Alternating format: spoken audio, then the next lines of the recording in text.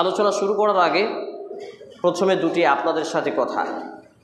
প্রথম কথা হচ্ছে, মসজিদে ঢুকে জুমার দিনের প্রথম আদব যেইটুকু জায়গা সামনে ফাঁকা থাকবে সেইটুকুকে পূরণ করবেন। এটা হচ্ছে মসজিদের জুমার দিনের আদব। কিন্তু আমরা অনেকেই এসে পেছনে বসে যাই আর সামনেগুলো ফাঁকা রেখে তখন দুইজনকে এইভাবে ফেরে ডিঙিয়ে আসি। এটা জুমার দিনের আদবের খিলাফ এবং বহুত বড় একটা মর্যাদা থেকে আমরা বঞ্চিত হব।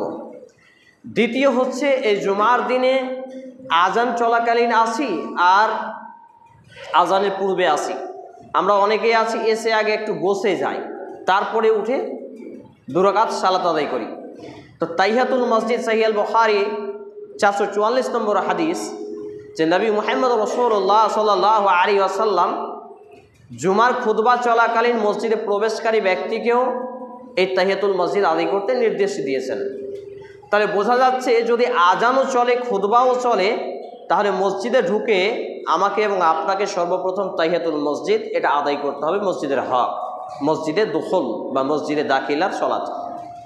3 নম্বর কথা হচ্ছে, মসজিদে জুমার খুতবার আদব হলো যে আমাকে এবং আপনাকে হাঁটু গেড়ে বসা নিষেধ, হেলান দিয়ে বসা নিষেধ। এই লোকটা ঘুমাচ্ছে বোধহয়, দেখেন তো। যদি কারো ঘুম পাই বাড়ি গিয়ে ঘুমিয়ে যান, জুমা সবার জন্য ফরজ নয়, ফতোয়া দিচ্ছি না, ভালোভাবে স্টাডি করুন, জানতে পারবেন।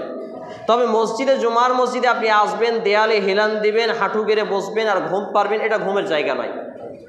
এখানে এসে আপনার ফজিলত অর্জিত হবে না।